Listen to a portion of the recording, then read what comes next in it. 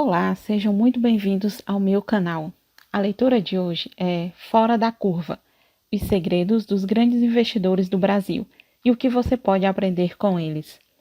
Mas antes de começarmos essa leitura, eu vou pedir para que você se inscreva no meu canal e ative também o sininho das notificações. Fora da Curva: Os segredos dos grandes investidores do Brasil e o que você pode aprender com eles. Organizadores: Florian Bartunek, Juliana Napolitano e Pierre Moreau. Prefácio de Jorge Paulo Lemann. Qual é o segredo dos investidores de sucesso? Eles conseguem ganhar dinheiro em qualquer cenário? O que fazem quando perdem? As histórias de alguns dos maiores investidores do Brasil, contadas por eles mesmos, ajudam a responder a essas perguntas. Em depoimentos honestos e muitas vezes surpreendentes, contam como atravessaram crises, planos econômicos mirabolantes e até períodos de euforia sem perder a cabeça, e fazendo, é claro, bons investimentos. Os 10 investidores aqui retratados, André Jakurski, Antônio Bom Cristiano, Florian Bartunek, Guilherme Axé, Guilherme Afonso Ferreira, José Carlos Reis de Magalhães Neto, Luiz Stuhlberg, Luiz Fernando Figueiredo, Maier Joseph Nigri e Pedro Damasceno construíram carreiras interessantes, montando empresas do zero, refazendo companhias ou trabalhando em ambientes altamente competitivos. Além de lições valiosas sobre investimentos, há uma trajetória, conselhos inspiradores para quem está começando a trabalhar e também para quem pretende dar um novo rumo à carreira. Prefácio: Jorge Paulo Lemann. Sempre acreditei que o bom investidor não é o que foge do risco, mas o que sabe arriscar na hora certa. Risco é parte da vida. Quem não corre riscos não faz nada. Corri alguns riscos grandes, mas sempre com algum treino antes. Meu conselho para quem está começando é investir no que conhece melhor, aos poucos, e ir aumentando a exposição ao risco à medida que for ganhando experiência. Tomaria cuidado para não ficar confiante demais, o que pode levar a grandes erros. Esta lógica também vale para uma partida de tênis. É preciso ter sensibilidade para o momento de arriscar nos pontos, sempre com base naquilo que já foi praticado antes. O investimento feito nas lojas americanas foi um bom exemplo de risco controlado. Tínhamos uma corretora, a Garantia, e apareceu a oportunidade de comprar as lojas americanas, uma empresa que não tinha controlador definido. Não conhecia direito o varejo e, portanto, havia o risco de não entender direito o setor em que estávamos investindo. Mas a segurança era que havia muito valor nos imóveis da companhia. Eles valiam ao todo 4 vezes mais que o controle na bolsa. Acabamos comprando 70% das ações da empresa no mercado. Corremos riscos, trabalhamos duros e recuperamos todo o investimento em 2 anos. Outro investimento que vale citar foi a compra da cervejaria americana Anheuser-Busch em 2008. Fizemos nossa maior aquisição até aquele momento no meio da maior crise econômica das últimas décadas nos Estados Unidos. A confiança na capacidade de execução da equipe e na nossa experiência anterior em aquisições, havíamos adquirido e integrado as cervejarias Antártica, Brahma e Interbrew, por exemplo, nos deram confiança para correr o risco e fazer algo grande. Sempre acreditei também em atrair gente boa. Gente boa atrai mais gente boa, e trabalhando com gente boa se vai longe. Caso possa cercar-se de outros investidores para aprender junto, melhor. Acredito ainda na importância da postura de dono. Seja dono dos seus investimentos. Leia, se informe, pesquise, gaste sola de sapato visitando as empresas e tome decisões baseadas no que acredita. Dicas e fofocas só atrapalham. Não há atalhos para o sucesso. Quanto mais se dedicar, maiores as chances de ganhar. Outro ponto importante é ter foco. Pensar de maneira simples, sem muita complicação. É melhor que ficar olhando coisas demais. É preciso escolher qual será seu foco para ter sucesso. Hoje, há muitas informações por aí, com internet, redes sociais e etc. Recomendo que os jovens descubram algo porque tenham paixão, persigam isso e treinem duro. Só consegui realizar coisas quando dei a devida atenção a elas. O não recebeu tanta atenção, acabou não andando. Uma ou outra estratégia pode não funcionar. É melhor aprender com erros dos outros. Mas, se não for possível, é importante fazer uma análise para entender o que não funcionou e por quais motivos. Assim, dá para fazer ajustes e tentar ir melhor da próxima vez. Vale a pena observar o que os outros investidores de sucesso fizeram e, com adaptações, criar seu próprio estilo. Não é preciso reinventar a roda. Veja quem são os melhores investidores e procure se informar sobre eles. Por isso, acredito que este livro, que traz as experiências de investidores de sucesso no Brasil, pode ser bastante útil. Ouço muitas perguntas sobre a atual situação do país. As pessoas querem saber quais são as perspectivas, quando vamos sair da crise. O Brasil é um país com inúmeras oportunidades. Sempre acreditei no país e, mesmo em momentos de crise, corri riscos e fiz excelentes investimentos. O Brasil ainda é um país relativamente jovem. Há muito o que fazer em vários setores. Estude, trabalhe duro, fique cercado de gente boa, treine e corra riscos. Se, com o seu sucesso, puder impactar outras pessoas e retornar para a sociedade, é ainda melhor. O Brasil precisa de gente querendo investir e fazer acontecer. Apresentação: Giuliana Napolitano. O projeto deste livro surgiu a partir do curso Grandes Investidores, organizado por Florian Bartonek e Pierre Moreau, na Casa do Saber de São Paulo, em 2012. Com exceção de André Jacuski, todos os profissionais que aparecem no livro deram palestras nesse curso. Falaram sobre suas carreiras, seus principais investimentos, contaram quando ganharam e quando perderam dinheiro. Também foram entrevistados por Florian e Pierre e responderam a perguntas do público. Na época, muitas das dúvidas levantadas estavam relacionadas às perspectivas para o Brasil.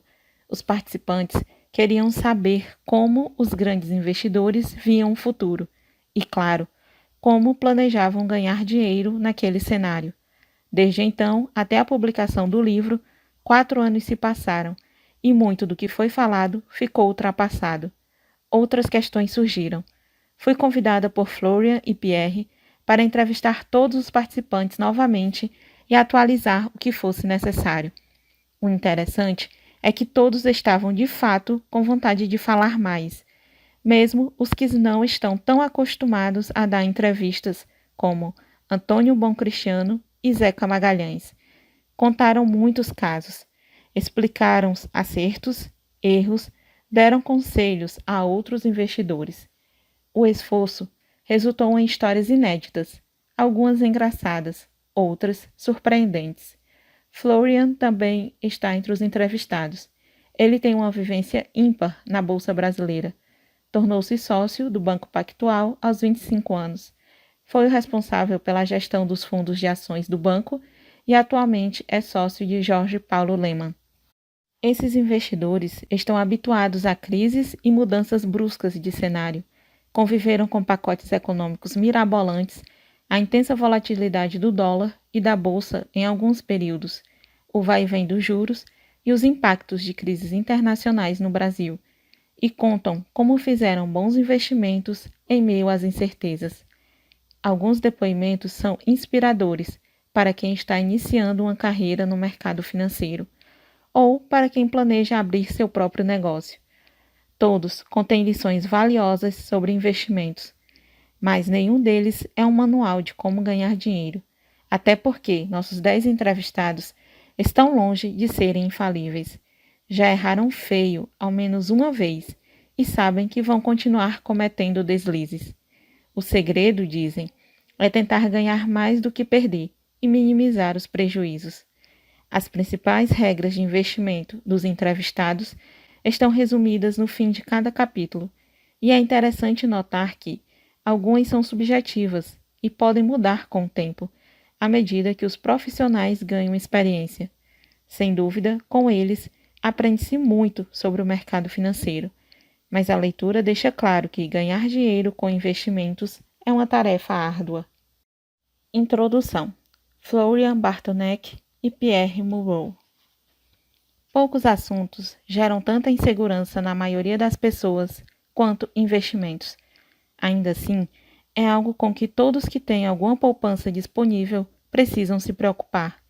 Se você possui dinheiro guardado ou ganha mais do que gasta, parabéns, não tem jeito. Algo de investimentos você tem que saber. Investir é das tarefas mais complexas e importantes, cujos resultados terão impactos para seus filhos, netos e possivelmente para outras gerações. Entender melhor sobre investimentos e ter sucesso com isso tem também um impacto positivo na autoestima. Devido à incerteza no Brasil em relação à capacidade da Previdência de bancar o estilo de vida atual após a aposentadoria, há um estresse e uma aflição permanente sobre dinheiro em muitas pessoas. Como a maioria das atividades, investir requer estudo e dedicação. Melhor, porém, aprender com os erros dos outros. Vale lembrar da seguinte frase: quando uma pessoa com dinheiro encontra uma pessoa com experiência, a pessoa com experiência fica com o dinheiro e a pessoa com dinheiro sai com a experiência. O mercado financeiro é um cassino. Volatilidade é boa para os traders. Eles sempre ganham. Pequenos investidores sempre perdem na bolsa. Dê uma dica de qual ação que vai subir? Tenho todo o meu patrimônio em imóveis. Sou conservador. Para investir na bolsa, é necessário o aconselhamento de um profissional. Investir em ações é fácil, basta escolher as empresas da moda. Como na carreira, para ganhar dinheiro, o mercado financeiro é a melhor alternativa. Essas percepções errôneas, que muitos ouvem repetidas vezes, foram a principal inspiração para pensarmos no curso Grandes Investidores, realizado na Casa do Saber. Nosso objetivo foi tentar mostrar o que explica o sucesso de alguns dos principais investidores do país e indicar, especialmente aos jovens, as inúmeras possibilidades de carreira no mercado financeiro. Diferentemente do que acontece em outras profissões, há uma falsa sensação de que investir é fácil, não requer muito preparo. Afinal, qualquer um com uma conta de home broker pode ser um investidor. Como em futebol e política, todos têm uma opinião ou uma dica sobre o melhor investimento. A postura dos investidores em relação aos gestores de fundos, por exemplo, geralmente é de desconhecimento. Não sabem as qualificações de quem é responsável por suas aplicações financeiras. Não questionam sua competência ou formação. Imagine se o piloto do avião, na preparação para o voo, anuncia que fez faculdade de medicina, mas que adora voar e quer aprender lendo livros. Os passageiros sairiam correndo. Ou se um médico dissesse que cursou engenharia, mas que gosta de medicina e estudou pela internet. Sabemos que ser competente na maior parte das profissões requer estudo e treinamento. Não poderia ser diferente em investimentos. Há também uma sensação de que existe somente um caminho para o sucesso nos mercados. Ao pensar no curso, buscamos trazer visões de diversos segmentos: ações, fundos de EDC, renda fixa, imóveis e private equity. Sempre acreditei que uma das melhores maneiras de evoluir pessoal e profissionalmente é encontrar pessoas de sucesso em suas áreas, entender por que elas têm sucesso e aprender com elas. A partir daí, buscamos definir os entrevistados. Tarefa difícil. Não procuramos necessariamente os investidores de melhor performance histórica, mas investidores que tiveram excelente performance com consistência e elevados padrões éticos, e que tivessem histórias replicáveis e inspiradoras. O tema investimentos parece complexo, mas na verdade nos surpreendemos como os grandes investidores conseguem traduzir temas complexos em fases e histórias simples. É como ver um craque de futebol jogar. Fica tudo mais claro. Ainda que as histórias dos 10 investidores deste livro sejam diferentes, é possível identificar pontos comuns. Algumas coisas nos chamaram a atenção. Diferentemente da imagem de cowboys agressivos e destemidos, como um Gordon Gekko, protagonista do filme Wall Street, interpretado pelo ator Michael Douglas, todos gramaram muito até chegar onde estão. Têm mais de 20 anos de experiência no mercado, estão sempre aprendendo algo e são muito humildes quando falam de suas conquistas. Ficam chateados com os erros cometidos, mas sabem que isso faz parte do jogo. Além de grandes investidores, são empreendedores que construíram empresas sólidas e admiradas por seus pares. No total, administram cerca de 80 bilhões de reais. Talvez a categoria de fundos com a maior diversidade seja a de fundos multimercados. Seus gestores podem fazer praticamente de tudo: investir em ações, moedas, derivativos e títulos de renda fixa, aqui e no exterior. Apesar da flexibilidade, ganhar das aplicações conservadoras de renda fixa, que por uma anomalia da economia brasileira são bastante rentáveis. No fim de 2015, a taxa básica de juros estava em 14,25% ao ano, requer muita habilidade. Entrevistamos alguns dos gestores mais experientes do país nessa categoria. André Jacuski, dono da gestora JGP e um dos fundadores do Banco Pactual. Luiz Stuhlberg, sócio da gestora Verde, cujo fundo principal rendeu impressionantes 12.000% desde que foi criado, em 1997. E Luiz Fernando Figueiredo, sócio da gestora Mauá Capital e ex-diretor do Banco Central. Cada um tem seu estilo de gestão, claro. Ainda assim, tem algumas características semelhantes. Todos têm opiniões fortes sobre as perspectivas para a economia. Preocupam-se constantemente em proteger suas posições, têm uma visão global de gestão de portfólio, não analisam apenas investimentos isolados e são desconfiados. Pensam sempre que algo pode dar errado e como isso pode afetar o desempenho de suas carteiras. Um segmento do mercado financeiro que costuma despertar sentimentos contraditórios é o de fundos private equity, que compram participações ou o controle de empresas. Muitos empresários querem ter o suporte financeiro desses fundos, mas, quando chega o momento de trabalhar com um novo sócio, alguns acabam tendo problemas.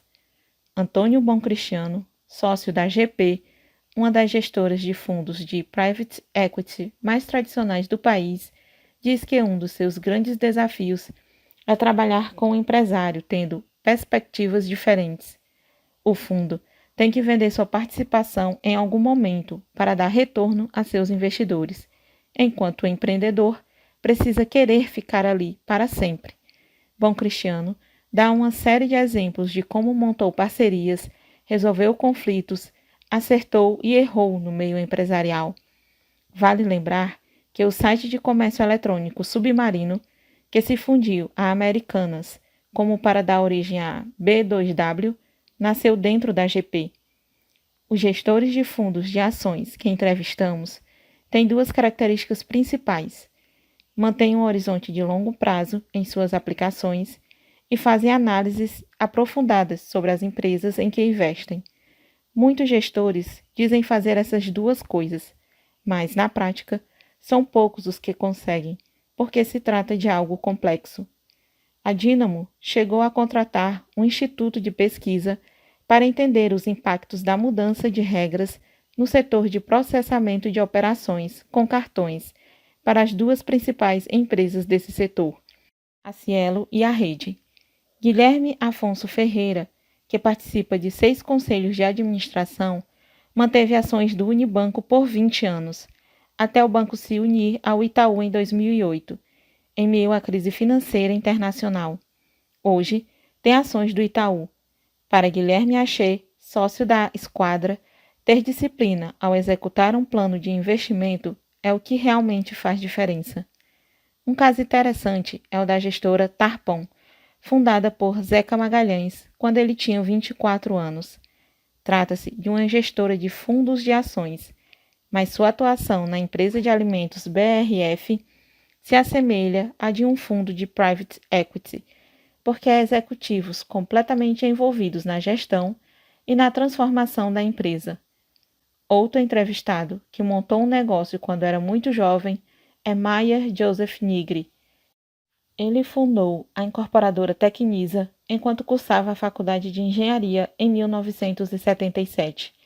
Passou por diferentes fases do mercado imobiliário, por crises, pela euforia da última década, que, ironicamente, quase quebrou várias empresas do setor, e conta suas histórias de maneira bastante dinâmica. De quebra, há análises bastante ricas sobre os fundamentos do mercado imobiliário e quando vale a pena investir nesse setor. Neste livro, podemos conhecer um pouco da carreira e entender como pensam esses profissionais superlativos. Esperamos que sua trajetória possa ajudar investidores interessados em aprender mais sobre finanças e jovens que estão iniciando sua vida profissional. Boa leitura. Capítulo 1. André Jakuski. Fundou o Banco Pactual em 1983, com outros 3 sócios. Foi diretor executivo do Pactual por 14 anos e estruturou as áreas de investimentos proprietários e de gestão de recursos de clientes, responsáveis por boa parte das receitas do banco. Saiu em 1998 para fundar a gestora de fundos JGP, que tem 10 bilhões de reais de patrimônio. Antes do Pactual, trabalhou por 10 anos no Unibanco, 9 deles como diretor executivo. Também foi diretor da Associação Brasileira de Bancos de Investimento, da Associação Brasileira das Empresas de Leasing e da Bolsa Brasileira de Futuros. Formou-se em Engenharia Mecânica na PUC do Rio de Janeiro e fez MBA na Harvard Business School, formando-se em 1973 com distinção máxima. Atualmente, é membro do Board of the Dean Advisories, do Conselho Consultivo para a América Latina da Harvard Business School e do Global Advisories Council da Universidade de Harvard. Tem 66 anos. Longe das empresas estatais. Quando estava na faculdade de engenharia, vi que praticamente só havia perspectivas de trabalho para engenheiros em empresas estatais. O pessoal da minha turma foi fazer estágio na Embratel, Tele RJ, Petrobras, Eletrobras, e eu realmente não tinha o menor interesse em trabalhar para o governo. Fiz um estágio na ESSO, na área de pesquisa operacional, que era muito interessante, mas a ESSO estava encolhendo no Brasil, então resolvi sair. Troquei uma ideia com meu pai e ele sugeriu que eu fizesse uma pós-graduação em administração para ampliar meu campo de trabalho. Comecei a procurar cursos e decidi estudar fora do país. Fiz a inscrição em apenas 2 universidades, Harvard e Stanford. Passei nas 2 e escolhi Harvard. Acabei me formando em engenharia um semestre antes do que deveria pelo currículo regular, em junho de 1971. Em setembro, já estava fazendo MBA em Harvard. Tinha 23 anos e era o segundo mais jovem da turma. Terminei o MBA em 1973 e recebi várias ofertas de emprego no Brasil e no exterior, muitas no setor de petróleo, porque tinha trabalhado na ESSO. Também fui procurado pelo Unibanco. Quem falou comigo foi o Israel Weinboim, que acabou se tornando presidente do Unibanco anos depois. Mas, na época, ele era jovem como eu. Só que ele me chamou para trabalhar em São Paulo, e eu não tinha a mínima vontade de me mudar para São Paulo. Só queria se fosse algo no Rio de Janeiro. Por isso não deu certo. Depois de um tempo, o Israel voltou a me ligar com uma oportunidade no Rio e acabei ficando 10 anos no Unibanco. Trabalhei em praticamente todas as áreas do banco. Comecei na área de crédito, depois desenvolvi a empresa de leasing e me tornei diretor dessa área. Posteriormente, fui diretor do banco de investimento e diretor do banco comercial. No Unibanco, tinha contato com o pessoal do Banco Garantia e acabei conhecendo o Luiz César Fernandes, que era um dos sócios do Garantia. Certo dia, ele me procurou e propôs que fizéssemos uma sociedade para comprar uma participação pequena no banco de investimentos Credibanco. Não aceitei. Disse que a única coisa que estudaria fazer seria um negócio em que tivesse uma participação expressiva e pudesse participar do comando. Acabou acontecendo. Em dezembro de 1983, o Luiz César, eu, o Paulo Guedes e o Renato Bronfman fundamos o Pactual, que na época era uma distribuidora de valores no Rio de Janeiro. O Paulo Guedes, que estava no IBMEC, foi chamado para ser o economista do banco. O Renato havia trabalhado no Unibanco, onde o conheci, e estava no Credibanco. Comecei a fazer a gestão da carteira própria de investimentos do Pactual e, em seguida, da carteira de clientes. Foi a primeira vez que trabalhei na área de investimentos. Bastava saber fazer conta para ganhar dinheiro.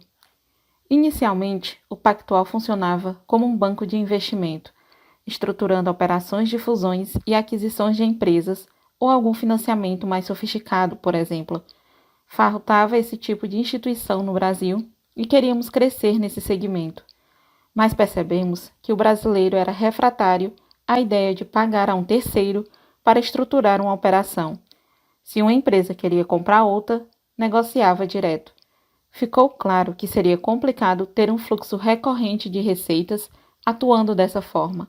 Então, montei uma mesa de operações para investir no mercado de ações e renda fixa e tentar gerar receita. Tive muita sorte, porque o mercado havia acabado de sair de uma fase muito ruim. O país quebrou em 1982 e teve que fechar um acordo com o FMI para reestruturar sua dívida externa. Como consequência, os preços das ações estavam muito depreciados, então era um bom momento para investir. Comecei a comprar ações para o Pactual em 1984 e vi que havia oportunidades incríveis. Depois do acordo com o FMI, o pior havia passado e era uma questão de fazer contas para concluir que as empresas estavam muito baratas na bolsa. Pouca gente viu isso, porque o mercado era cru naquela época.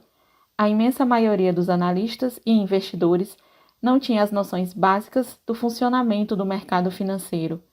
Mal sabia fazer conta, quanto mais entender os fundamentos das empresas e projetar resultados. Então, minha vantagem comparativa era grande.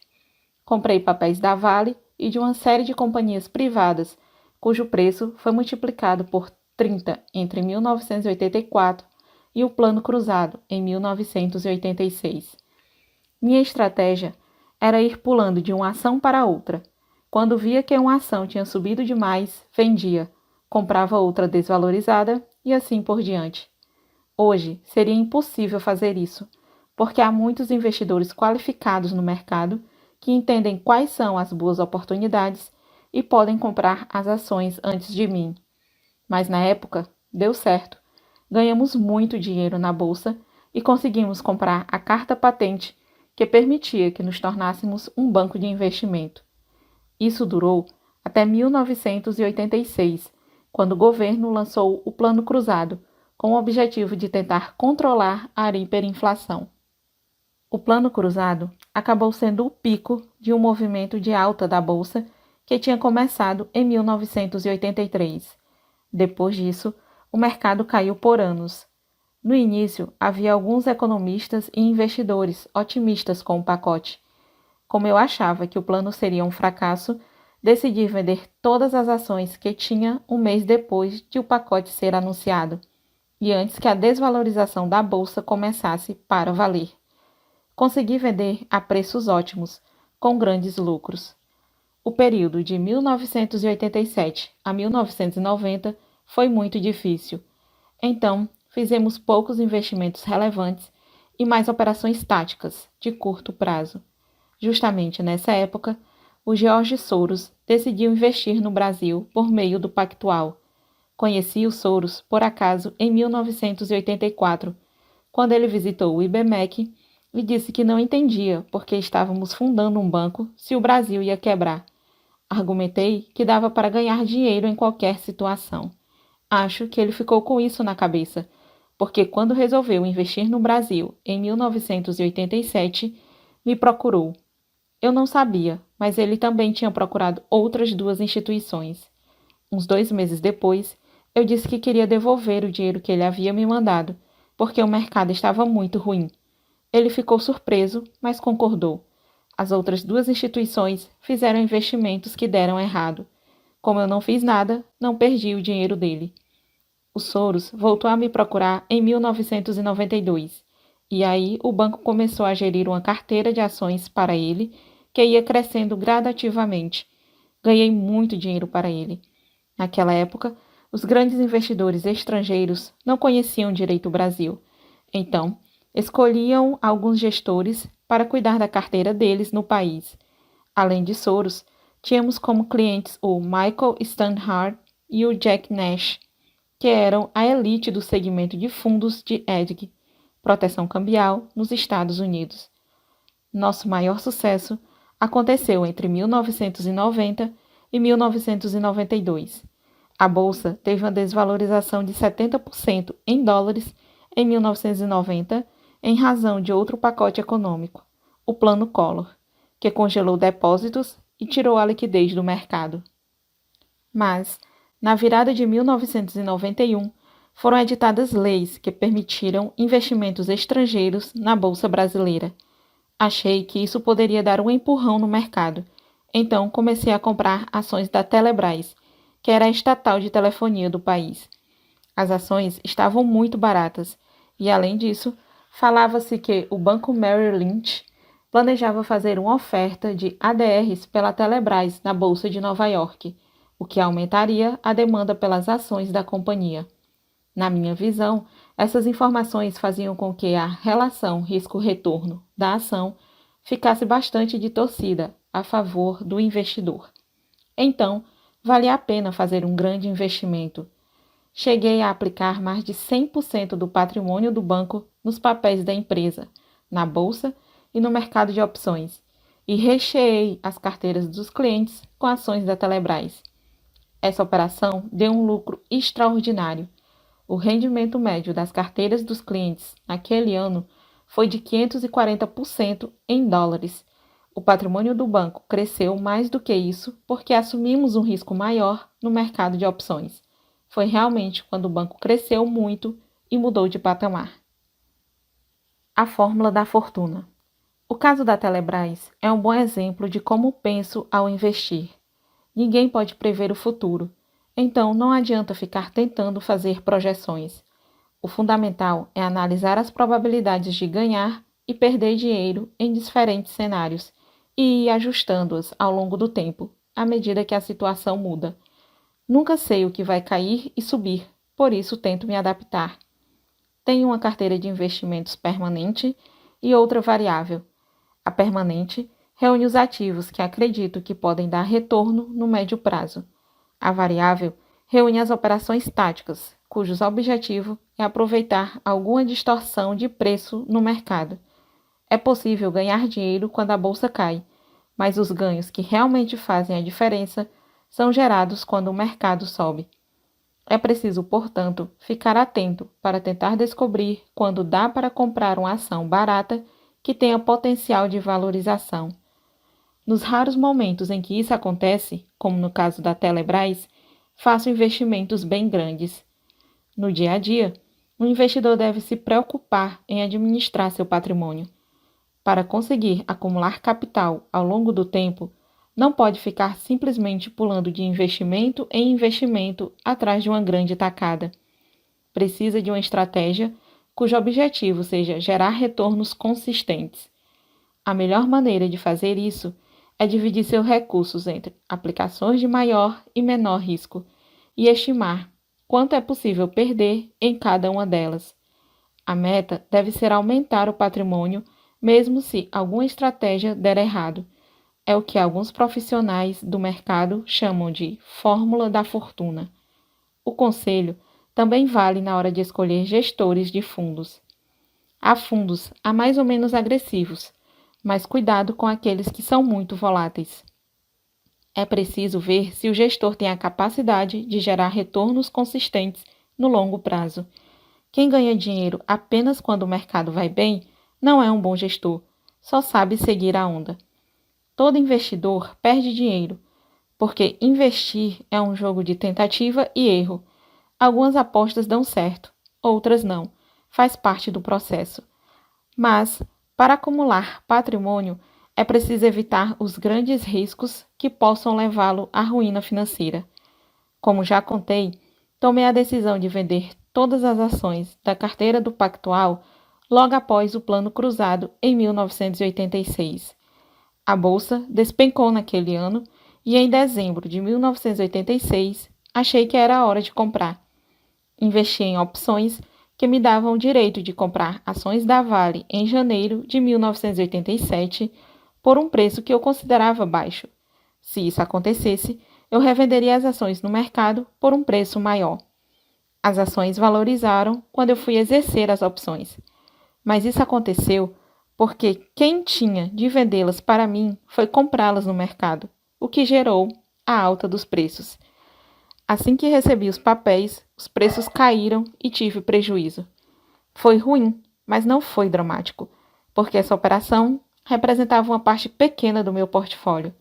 O prejuízo correspondeu a menos de 5% do lucro que eu havia tido em 1986. Sair do buraco é muito mais difícil do que avançar. Por exemplo, se você aplicou R$ 100 e perdeu 50%, precisa conseguir um retorno de 100% para voltar ao capital original.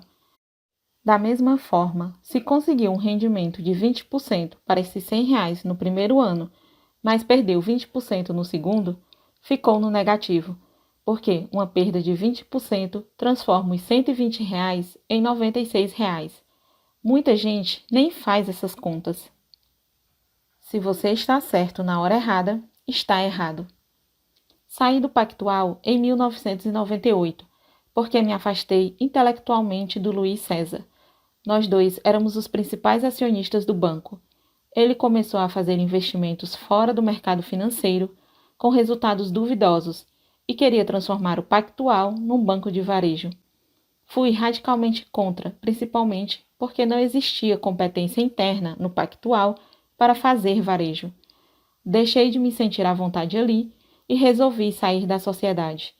Vendi toda a minha participação no banco e montei a gestora de fundos JGP, com outros sócios do Pactual que decidiram deixar o banco na mesma época e pelos mesmos motivos. Queríamos montar um negócio sem a perturbação que estávamos tendo no Pactual. Na JGP, decidimos correr menos riscos. Os recursos dos sócios estão investidos com os dos clientes dos fundos, e nosso grande objetivo passou a ser proteger o patrimônio dos clientes e proporcionar um retorno seguro para eles. Não queríamos mais fazer aquelas operações arriscadas da época do Pactual e, além disso, como o mercado se sofisticou, as oportunidades óbvias desapareceram. Tenho um escritório ao lado do meu quarto em casa. Nunca fiquei acordada a noite toda, mas quando estava no Pactual, costumava acordar com alguma frequência para checar minhas posições.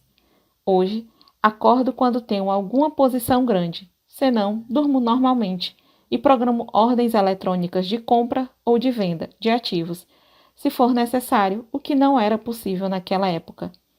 É preciso dormir um mínimo de horas por noite para se sentir bem e ficar saudável. Não dormir ou interromper o sono durante a noite é muito nocivo à saúde. Se você não consegue ganhar dinheiro durante as horas em que está acordado, há um problema. Para se dar bem no mercado, é preciso ser contracíclico, ou seja, comprar na baixa e vender na alta. Uma coisa facílima de falar, mas muito difícil de fazer, porque a pressão contrária é enorme. O gestor de fundos que é pessimista em um mercado de alta é apedrejado, assim como o gestor otimista no mercado de baixa é apedrejado.